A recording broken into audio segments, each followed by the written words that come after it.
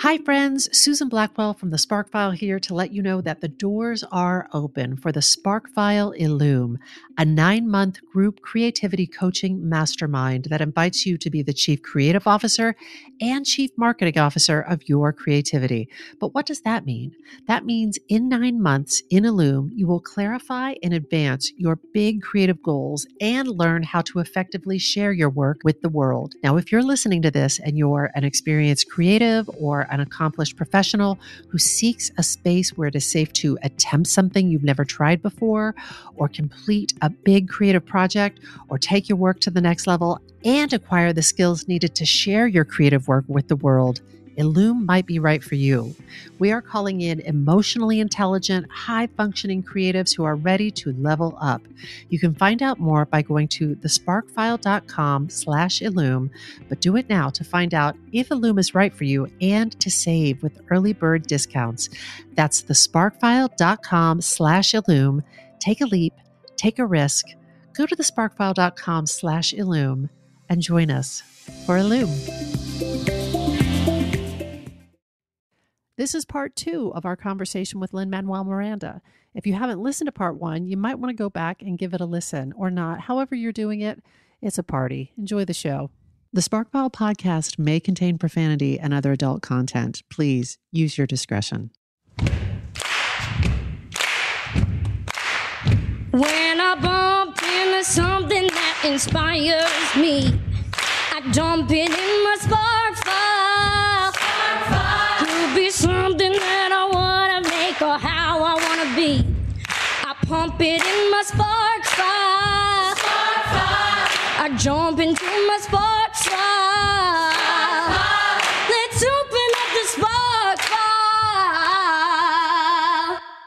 Lynn, I'm so curious because so many people must tell you that you inspire them and your work inspires them. What or who inspires you, and how do you refill your well? Hulk since comics. You're responsible for filling all these other wells. I really am reading The Immortal Hulk, Right? and it's really making me very happy. That'll fill your... I love it, the Hulk. And but I think that it varies. It varies widely. I really get inspired by working with other people. I could never have been a novelist. I love working in the theater, and I love working in film because it's always a bunch of art forms smashed together. Yes. Yeah. And you get to bring the thing you're good at into the room. Big Yeah. bucket, yeah. And so it's really interesting. Like my favorite part of collaborating is when I've got a new song and we're all going to hear the new song and then we're all going to make the new song better. Like that's my favorite part. Right before you play the song, do you want to shit yourself? No, I just can't wait. I good can't for wait you. to like get in Yeah. it and be God like, bless you. I made myself laugh or I made myself feel something with this. Like, what do we think? Is this really an audience of one or will this work on more people? Yeah. Because that's, again, we right back to the first question of like writer, performer. That's the only way I know how to write is putting myself, whether it's through research or just thinking about it a lot, like putting myself in the skin of the character and talking to myself until it feels true. Or if it's a 2-person song or a 5-person song, putting myself in the perspectives of all those people and like talking to myself. And when it feels honest and it rhymes pretty good, I write it down. And it's that simple and it's that complicated. And I have to make myself laugh before I make you laugh. Yeah. No one cried harder at the orphanage than I did when I was writing The Orphanage. I cried. my God. I cried so you could cry. Yeah. I'll never forget the morning of writing that because, of course, it was the morning of the workshop. And I didn't have an ending, deadlines. Dude, that's rich. And I was like, so a part of me is like, Pippa Sue's going to have to learn all of this like in an hour. She's got that good brain. She does have that good brain. Yes. It's, her, Mandy Gonzalez, they're just people, Karen, they're people who just like, you can throw them the ball and they'll just dunk it. Yeah. But it was also, I had this list of the things Eliza accomplished after he died. And I would literally write each line like, I interview hundreds of soldiers, and just break down every line. Like that scene in Something Has Got to Give is the best scene about writing I think I've seen in a movie, where she's just crying, and then typing furiously. We were just talking with Bart Freundlich and Julianne Moore about That's this. right. I call it typing and crying. Yes. if it goes back to this, like if something gives you a powerful visceral response in your body, I think that sometimes people mistakenly think that it's going to be like putting a hand on a hot burner, and it's like, oh, don't touch that again, it hurts. It's like, no, it's just emotion. It's just visceral feelings moving through you. And it is a cue to you as an artist that there's something so fucking good there. It's juicy. There's a vein of gold there. Yeah. So I mean, I remember Vanessa, because, it's pretty different from legal work. And she would come over and be like, do you want some water or something? No! And This is how it works! The dog is like, This is the process. calling, running the orphanage.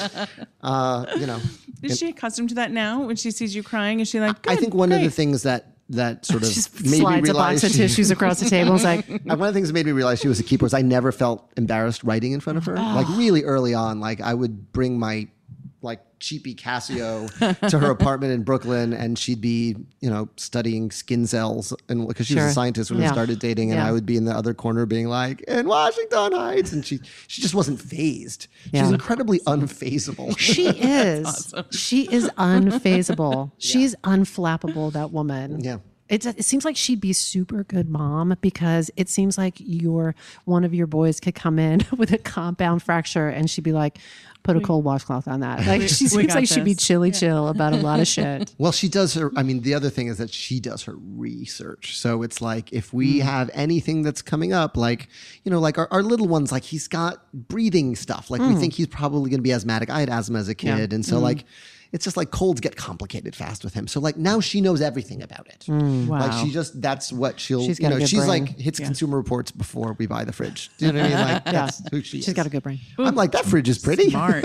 I'm feeling this one. This one feels right. She's got a tremendous amount of capacity, that wife of yours. And she's like, has a family and a career, and she still has the capacity to make sure that the fridge is the best fridge. Yeah. And that's not to shortchange how empathetic she is, because we watched a cut of the Heights movie, and I was going to do like a little tally of how many times she teared up.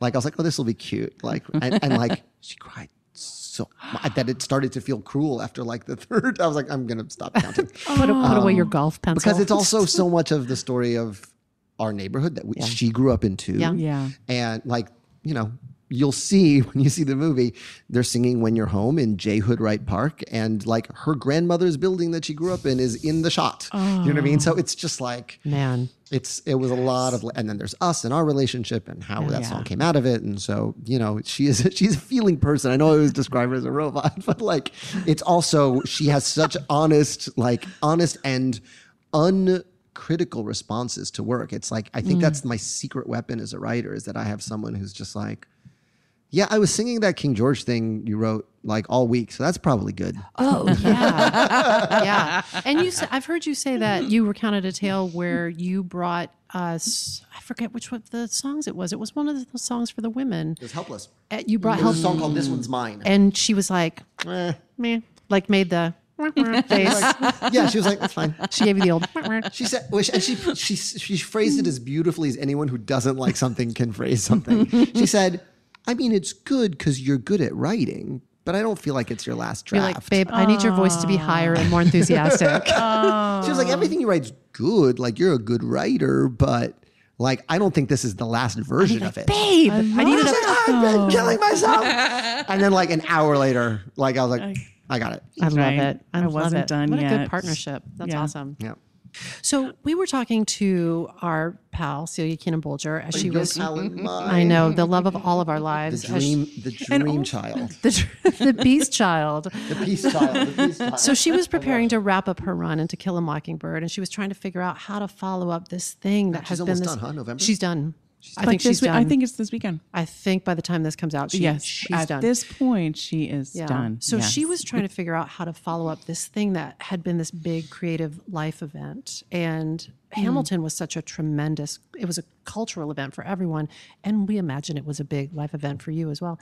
What advice would you give to Celia And anyone who's facing that liminal space after the conclusion of a big creative chapter, whether it's publishing and promoting that book or wrapping that film or closing a Broadway show or completing the run of your high school musical, like how do you deal with that conclusion and that liminal space? Can I start with High School Musical and move on from there? Yeah. Because I remember very Please. vividly what I used to do after every High School Musical. Cry and cry. We had the tradition where you'd put up a poster on the wall, on the back wall behind the auditorium. We'd all put up our posters with our names on them, and you sign each other's posters and you write messages. Yeah. And I would, our shows were always matinee show Thursday, 2 on Saturday, like matinee and evening show, and then like 1 evening show on Saturday. And I would spend Sunday in bed reading my messages. Like in bed. Like I couldn't leave the bed. I'd be so sad it was over. Yeah. And I would just like read my messages from Yeah. the girls I had a crush on, from the actors who I looked up to so much when they were seniors or about to graduate. And I think some version of that still works, like it's still appropriate. So a little downtime, a little grieving, a little reflection. Yeah. And a little like, we look at what we did. Like, and sit in it. It's okay to sit in it. You should be really proud of it. Yeah. And then also like have a plan for a week from then. You know what I mean?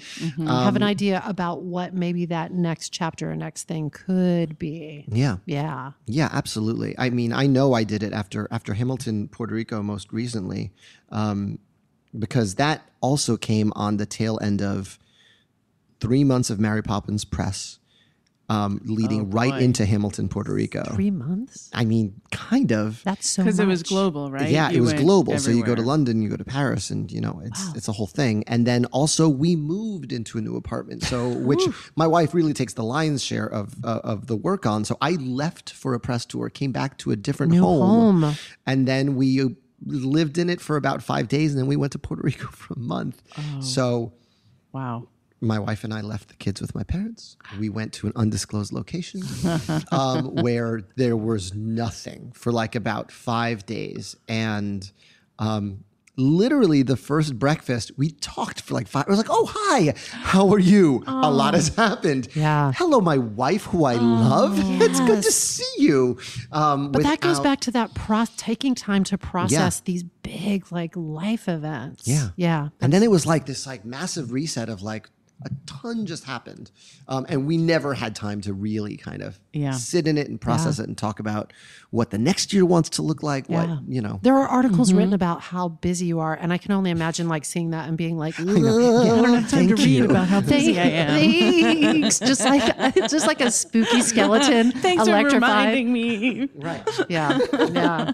Man. Lynn, we're obsessed with this idea of, creative failure or perceived failure, because there's a theme that runs through these conversations of people who are like, vividly describe a moment where something happened or someone said something that literally shut them down, sometimes for years, just being completely shut down. Have you ever had an experience of a failure or perceived failure that you struggled with in any way? The closest thing I can, because I have to say, I've never really felt creatively blocked. I always chalk it up to, well, the approach isn't right, or my thinking about it isn't right, and I've just got to come at it and sneak attack it from a new angle. Like, I've been pretty healthy about that. That's great. a great What you're tip. describing is really good. Just that little, Because then it's not personal. you said that thing one time about a good piece of feedback feels like a puzzle piece clicking into place. Like if things aren't going right. It should feel right instead of feel contrary. And what you're saying about, it's not necessarily I'm using quotey fingers, like a failure. It just means let's enter through a different door. Let's take a different tack. Yeah. But I want to talk about two things, because the closest thing I had to that was one, a producer who will remain nameless, but a producer who produced some real shit, like real good stuff, said to me in kind of amusing way. I was taking a meeting with this producer, and he was like, I feel like you're maybe not a music and lyrics guy. You might just be I think you're a book and lyrics guy. What year was this? This was 2003. Okay, great. And because this producer had track record that they had. Yeah. I took it to heart, and I thought, well, it is ego to think I'm going to write book music and lyrics for In the Heights, and I didn't necessarily need to do all three of those jobs. So maybe I'm not a composer. Like maybe this guy is right, and maybe I'm not a composer.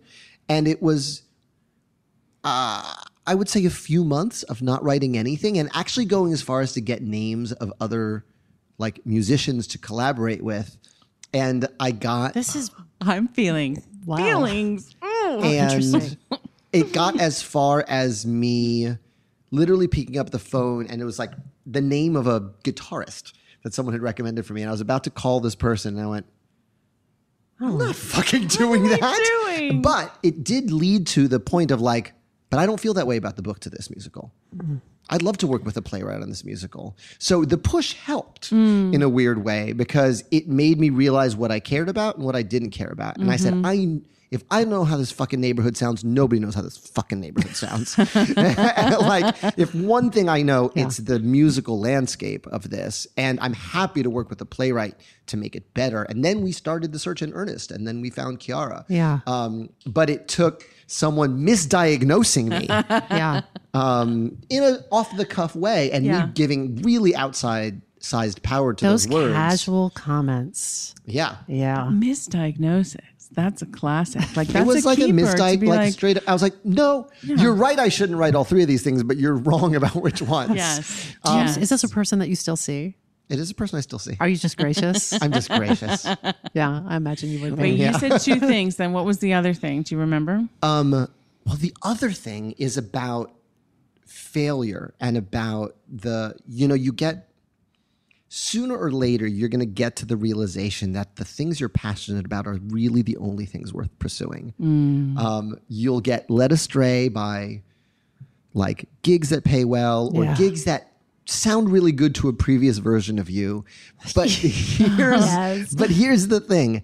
And I'm going to name names on this one because I don't think anyone minds. This is not a blind item. This is not a blind item. When we were working on In the Heights with Jeffrey Seller and Kevin McCullum, our big brother show was High Fidelity, the musical. And it was a friend of mine, Tom Kitt. I didn't know him that well yet, but I knew he was an incredibly talented songwriter.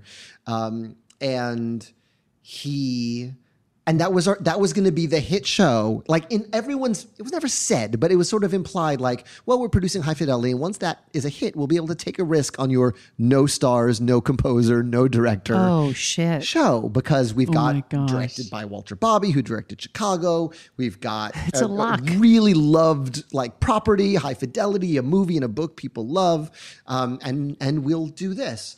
And I love Tom, and I loved everyone involved, and it closed after eight performances. And it was suddenly like our big brother it was like our big brother dropped out of college, and we were like, and so are we still taking a risk? Are we still doing the thing? And Heights had been my passion since I was 19 years old. And with Chiara, when she came on board, it really went from like an 80-minute one act to a 2-act show we were really proud of. And it was our passion project. Tom Kitt's version of In the Heights was a show called Feeling Electric that he started writing in college with Brian Yorkie.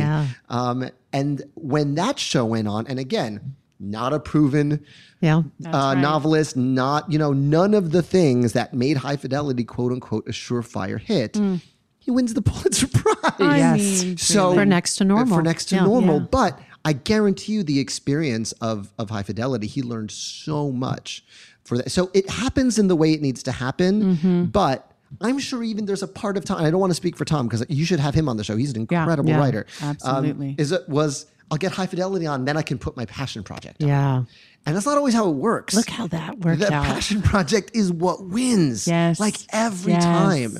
And so I think about that a lot because it scared the hell out of us just as the baby brother show with less sparkly everything. That's right. If that fails, what are we destined for? Where are we? Exactly. But one, nobody knows anything. Two, you cannot control how the world will react to your work. You just cannot give up.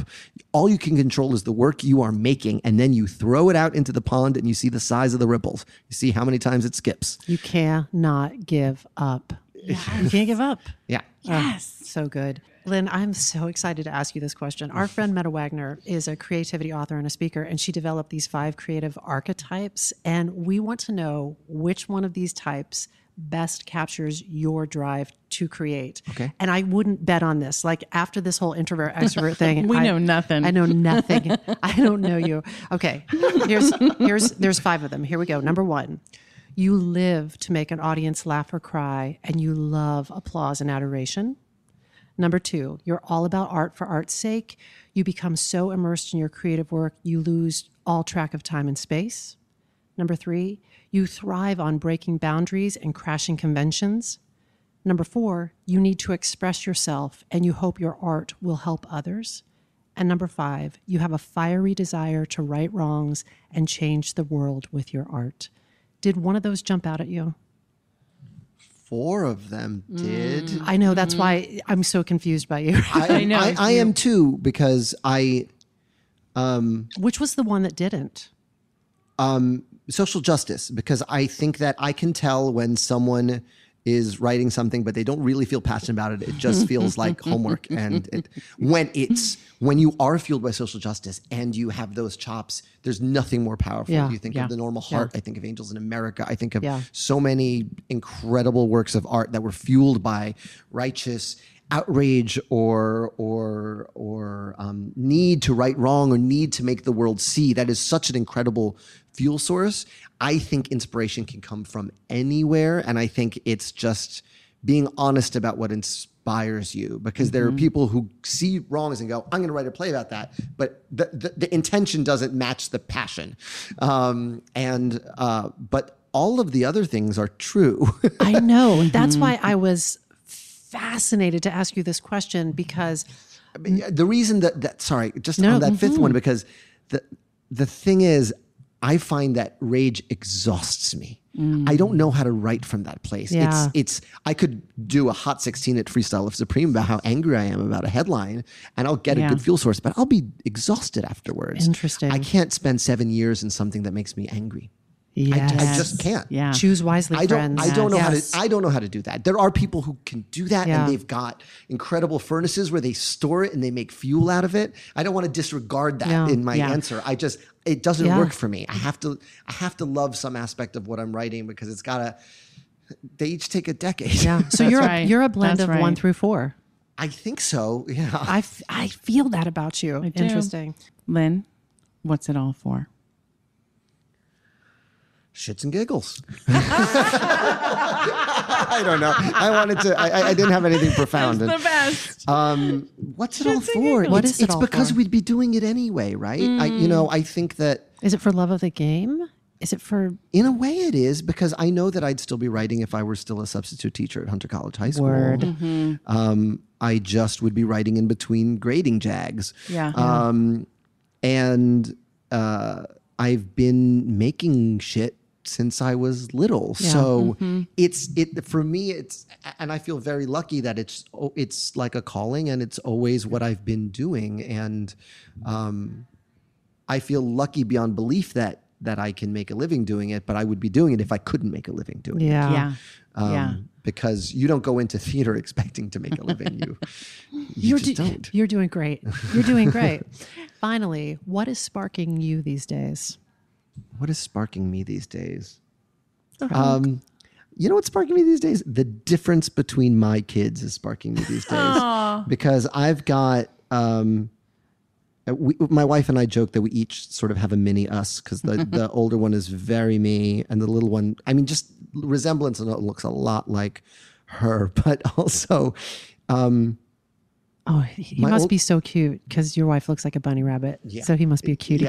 Yeah, I'll show you some pictures. My older son, he's got a long memory. And so if he stumbles on the stairs are like a thing for a minute. If he, he had a rough thing where his head got underwater, and then like swimming was like a whole process because he didn't want to get his hair wet again. Yeah. He's very sensitive. And I was very painfully sensitive child. And then my littlest son is the fucking Kool-Aid guy. I mean, he busts through walls. He is sensory seeking is the best way I can describe it. He's like, how hard can I fall? Yes, give me another. And I just like, Cannonball. I look at him with wonder how different he can be from his brother, who's like, don't let the plates touch each other. And then there's Frankie, who's like, you're not eating that, give me that. Rah! Wow. And busting through walls. So that is the highlight of my day every day. I love it. Sensory seeker. That's a keeper phrase. That is it. We hope that this put another bunch of sparks in your file. Listen to me. Vuvuzela or air horn. If there's a spark that you'd like us to explore, or if you've taken a spark and you fanned it into a creative flame and you'd like to share that, email us at thesparkfile@gmail.com or submit it through our website. That's right, our website, thesparkfile.com. We'll even take your feedback, but you know the price of admission. First, you got to share a creative risk that you have taken recently. And be sure to subscribe to this podcast wherever you get your podcast. Subscribe to it, review it, 5-star rate it. If you like this podcast, oh God, share it with people you love. If you didn't like it, I can't with you. If something tickles your fancy and gets your creative juices flowing, we are writing you a forever permission slip to make that thing that's been knocking at your door. It's your turn to take a spark and fan it into a frickin' flame. You got to plot it. You got to not throwing away your shot it. You got to ... You got to fully George Surratt it. You got to take it And make it. Lynn. Lynn, we love you so much. Thank you. I love you guys. When I bump into something that inspires me, I dump it in my spark file. Could be something that I wanna make or how I wanna be. I pump it in my spark file. I jump into my spark file. Let's open up the spark file. Hi, friends. Susan Blackwell from the Spark File here to let you know that the doors are open for the Spark File Illume, a 9-month group creativity coaching mastermind that invites you to be the Chief Creative Officer and Chief Marketing Officer of your creativity. But what does that mean? That means in 9 months in Illume, you will clarify and advance your big creative goals and learn how to effectively share your work with the world. Now, if you're listening to this and you're an experienced creative or an accomplished professional who seeks a space where it is safe to attempt something you've never tried before, or complete a big creative project, or take your work to the next level and acquire the skills needed to share your creative work with the world, Illume might be right for you. We are calling in emotionally intelligent, high-functioning creatives who are ready to level up. You can find out more by going to thesparkfile.com/Illume, but do it now to find out if Illume is right for you and to save with early bird discounts. That's thesparkfile.com/Illume. Take a leap, take a risk. Go to thesparkfile.com/Illume and join us for Illume.